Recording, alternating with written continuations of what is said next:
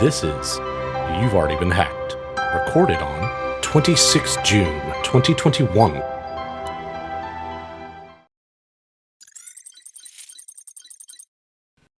Welcome to episode 50 of You've Already Been Hacked. We have done 50 weeks in a row of all the bad. I can't believe that we've almost been doing this for a year. It's incredible. This week, we're going to focus a little bit on critical infrastructure. Now, some stuff we're going to cover is a little bit older, still from this year, but it will just lead to the overall concept of all the attacks that are going on in critical infrastructure. So with that, on January 15th of this year, an intruder deleted programs from a San Francisco area water treatment facility network. And it wasn't hard. The hacker used the username and password of a former employee's TeamViewer account. And we've talked about the problems with TeamViewer before. TeamViewer is a popular program that lets users remotely control their computers. Now, it's free. There's a commercial version, of course. I've had my own run-ins with potential problems with TeamViewer. I've alerted TeamViewer of those problems, and I didn't see anything that they did to fix them. So be careful with the remote access items that you use and to what things on your network. After logging in, the hacker, whose name and motive are still unknown and who hasn't been identified by law enforcement, deleted programs that the water plant used to treat drinking water. The hacker wasn't discovered until the following day, and the facility changed the passwords and reinstalled the programs. So there was a, 12 to 24-hour gap in a water supply? That could be pretty horrific. A quote from the facility is, quote, "No failures are reported as a result of the incident, and no individuals in the city reported illness from water-related failures." The incident, which was not previously reported, is one of a growing number of cyber attacks on U.S. water infrastructure that have kind of been a thing this year. And that Bay Area attack may sound familiar if you've been a listener of the past year of the podcast, because it's super similar to one that happened in Odesmar, Florida, a few weeks later. In that attack, if you remember, what we talked about was a hacker gained access via TeamViewer and raised the levels of lye in the drinking water to poisonous levels. Now, luckily, an employee caught what was happening quickly, because they actually saw the computer's mouse moving on its own. So they were able to undo what the hacker was doing almost immediately. And these are just a couple of things with regard to critical infrastructure that we've seen happen this year, right? So, I mean, we're going through sort of a reckoning in, at least in the United States, but I think this is very much a global problem. We've seen foreign state adversaries get into government networks, sometimes for months at a time without being detected. We've seen criminals hack into just about anything and extort companies for increasingly high and higher millions of dollars in ransom. But out of all of it, water may be the most vulnerable to a cybersecurity threat.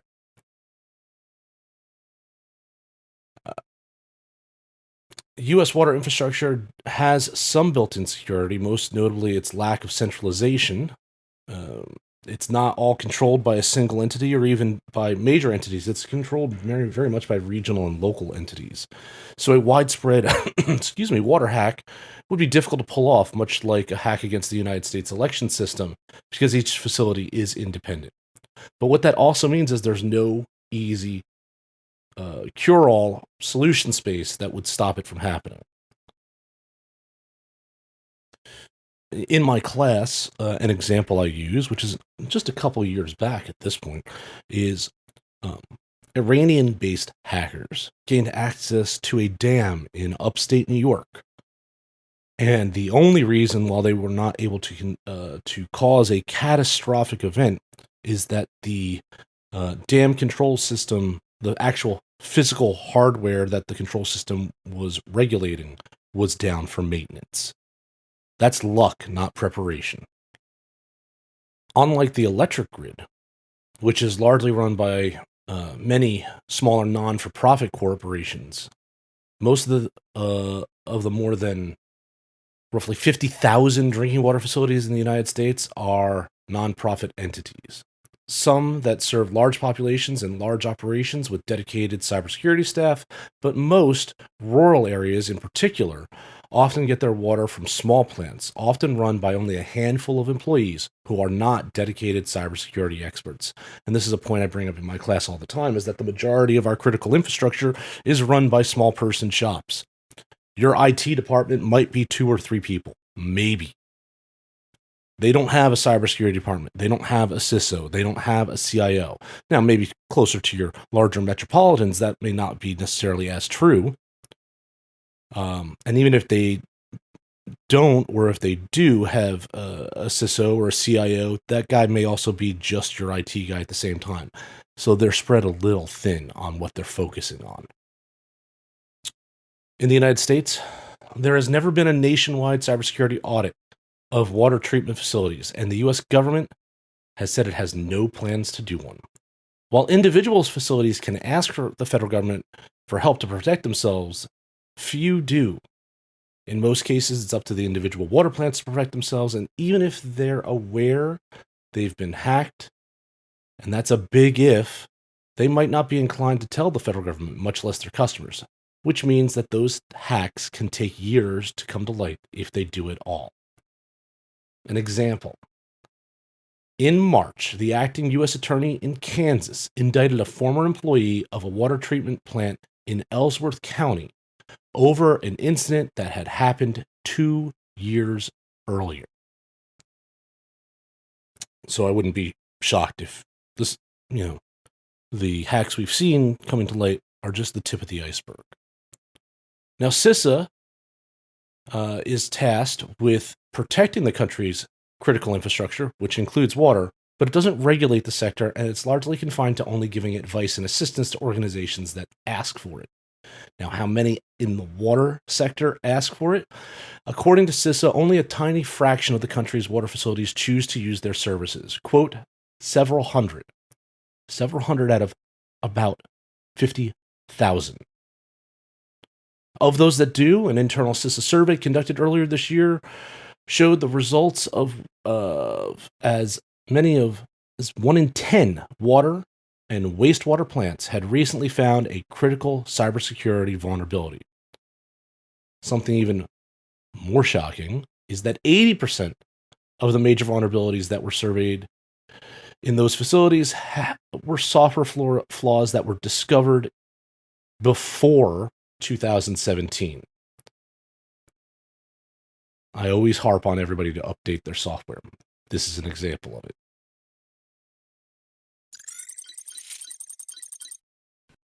We'll get back to water, things related to water, in a minute, but let's talk about something else in critical infrastructure, and not specifically in the United States. A South Korean nuclear research agency's network has been infiltrated. The internal network of the South Korean Atomic Energy Research Institute, or KERI, was infiltrated on the 14th of May. The hackers are believed to be threat actors working on behalf of South Korea's best friend, North Korea. The intruders appear to have exploited a vulnerability in an unnamed VPN piece of software. South Korea's state-run Korean Atomic Energy Research Institute this past Friday disclosed this hack. The intrusion is said to have taken place through a vulnerability in not just the VPN, but the VPN vendor, and involved a total of 13 IP addresses. 13 coming in. One of which has been previously linked to state sponsors that are dubbed Kimsuky. That's KIMSUKY. Following the intrusion, the think tank said it took steps to block the attackers' IP addresses in question and applied the necessary security patches to the vulnerable VPN solution. This development comes following a report from the CISA, that's SISA journal, which disclosed the breach, alleging that the agency was attempting to cover up the hack by denying such an incident took place. Carey has attributed it to a, quote, mistake in the response of the working level staff, unquote. The threat actor here, Kim Skooey, aka Velvet Comlia, Black Banshee, or Thallium, is a North Korean threat actor known for its cyber espionage campaigns targeting think tanks and nuclear power operations in South Korea. And earlier this month, a wave of attacks were undertaken by this adversary to strike high-profile government officials in the country by installing an Android and Windows backdoor called Appleseed for amassing valuable information. So that may have been preparatory work for what they did here. It's possible. It could also be for other things. Not sure at this point. The entities that were targeted earlier this month involved the Ministry of Foreign Affairs, the ambassador of the Embassy of Sri Lanka, to the State International Atomic Agency, the Nuclear Security Officer, and the Deputy Consul General at the Korean Consulate General in Hong Kong, with the IP in question being used for command and control communications. While it's not immediately clear what VPN vulnerability was exposed to the breach in the network, it's worth noting that unpatched VPN systems from PulseSecure, SonicWall, Fortinet, and Citrix have been subject to attacks by threat actors in recent years. So it could be one of the big dogs. It might be a homebrew. It might be something that is open source. We just don't know at this point. Remember when we were talking about Dell and having a small problem? Well, Eclypsium researchers have identified multiple vulnerabilities affecting the BIOS Connect feature with Dell Client BIOS. The chain of vulnerabilities has a cumulative threat vulnerability score of 8.3, which is high because it allows a privileged network adversary to impersonate Dell.com and gain arbitrary code execution at the BIOS UEFI level of the affected device. Such an attack could enable adversaries to control the device's boot process and subvert the operating system and higher layer security controls. This issue affects 129 Dell models of consumer and business laptops, desktops, tablets, including devices protected by Secure Boot and Dell Secured Core PCs. Dell just cannot catch a break.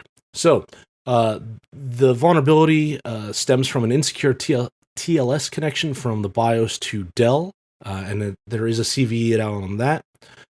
When attempting to connect to the backend Dell HTTP server, the TLS connection from BIOS Connect will accept any valid wildcard certificate.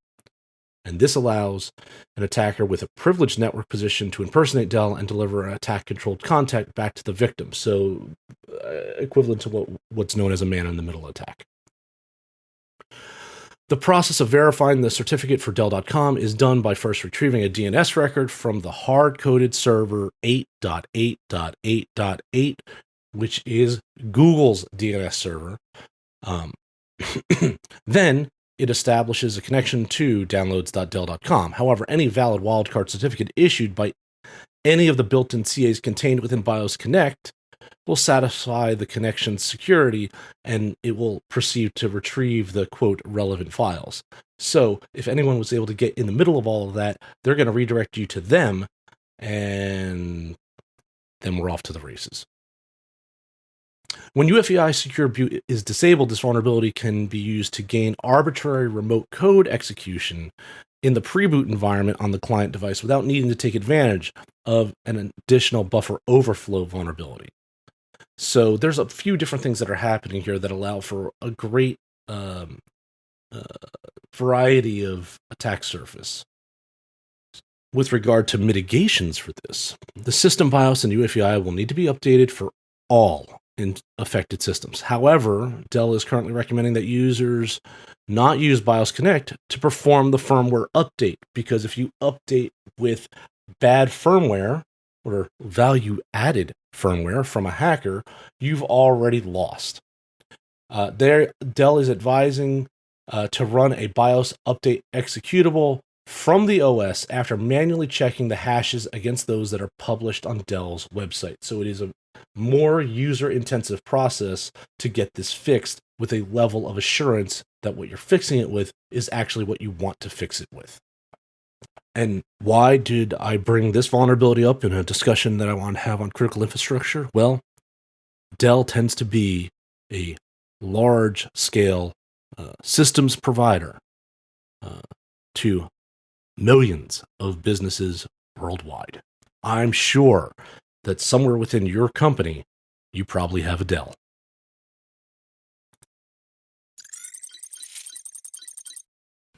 Okay, remember I said we were going to get back to a little bit on water?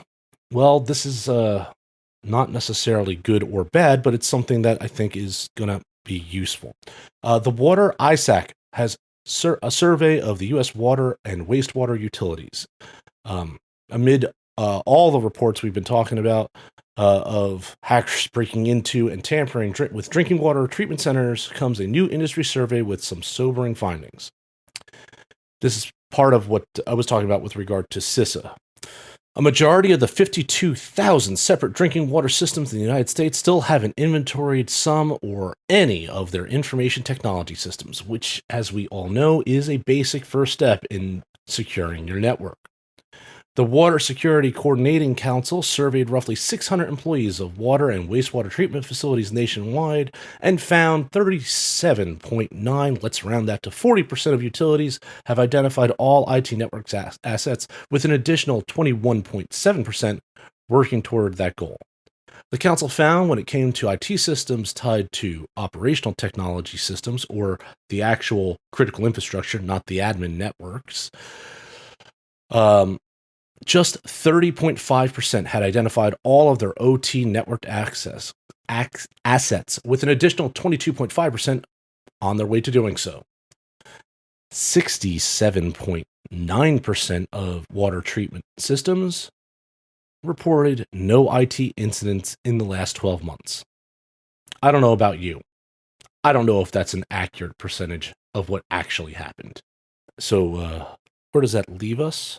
Well, if you know someone that works in the water treatment sector, maybe you want to engage in a little bit of conversation and say, what are you guys doing to secure your networks? Are you doing anything? Do you know if your company's doing anything? Maybe that's something we want to bring up. Maybe we do need to regulate that industry just a little tighter, because it will impact all of us when it goes down. That's all for the news this week. I'm your professor of cyber risk. We'll talk again soon. If you like this podcast, share it with your colleagues and friends. Your support is how we are able to continue to make this content. Thank you.